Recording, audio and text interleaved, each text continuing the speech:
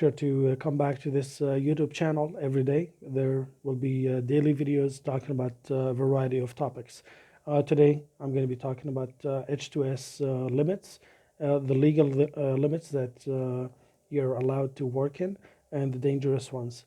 Let's get right into it. So first, we have the permissible exposure limit or time-weighted average, which is basically where you can work without a mask, without SCBA, SABA, you can work safely if the H2S limit does not exceed 10 ppm. So 10 ppm and below, you can work, no problem, for 8 hours a day, 5 days a week. This is called the permissible exposure limit or time-weighted average, so PEL or TWA. 10 ppms, 10 ppms, 8 hours a day, 5 days a week. The next limit is the short-term exposure limit. Here the emphasis being on the word short. So short-term exposure limit, STEL. It is 15 ppm and you can be exposed to it only for 15 minutes 4 times a day. So get exposed to 15 ppm without SCBA or without SABA. 15 ppm, 15 minutes, only 4 times a day, and that's it. Why only 15 minutes? Because this is the STEL, short-term exposure limit. So make sure you don't exceed that limit and you don't exceed the 15 minutes. 15 ppm, 15 minutes. The other one is very dangerous and you should not be exposed to it. But if it happens and you are exposed to the IDLH limit of H2S, which is immediately dangerous for life and health, and that concentration is 100 ppm. 100 ppm is very dangerous. You will lose your sense of smell between 3 to 15 minutes, but that's not the same for everybody because H2S affects people differently. We will talk about that in a few seconds. So don't be in that area if the H2S is more than 10 ppm or 15 ppm. If it's 100 ppm, you definitely need to get out of there because you will lose your sense of smell rapidly, okay? And when you lose your sense of smell, you will think there is no H2S present in that area, so you will work safely, or so you think.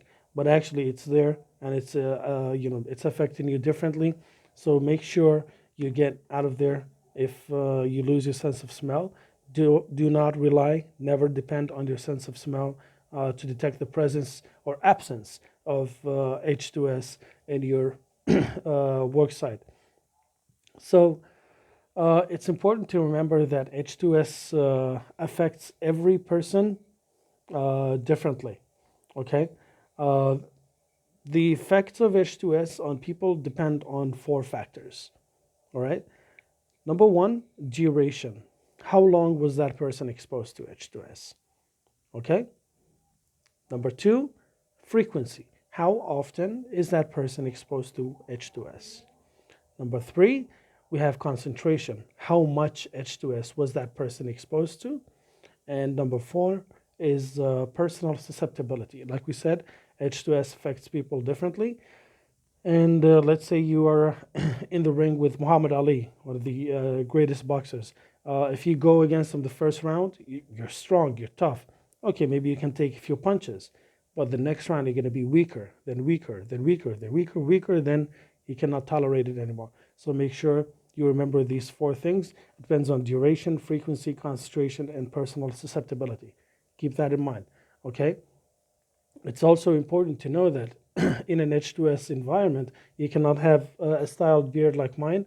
You need to be clean shaven, all right? Clean shaven, all of this will be gone. You are allowed to have a mustache, restrained to the upper lip. Don't come down here because then the SCBA or SABA mask will not make an airtight seal. Even though the SCBAs and SABAs are positive air pressure type, still, it's better if you have, clean shaven skin, so it's going to stick to your face just like a refrigerator door. It's going to close, okay?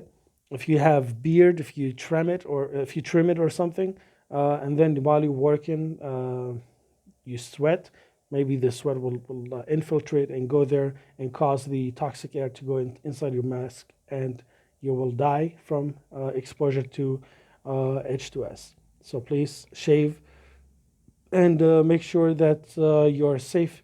If you see somebody in your work area without a personal monitor, without without shaven, clean, make sure you tell them, and please follow these rules. And remember, 10 ppm, 15 ppm, 100 ppm, duration, frequency, concentration, and personal susceptibility, and always shave.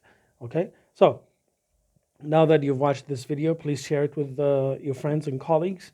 Comment on it if you think I'm wrong. If you have anything to add, please comment on it. Join us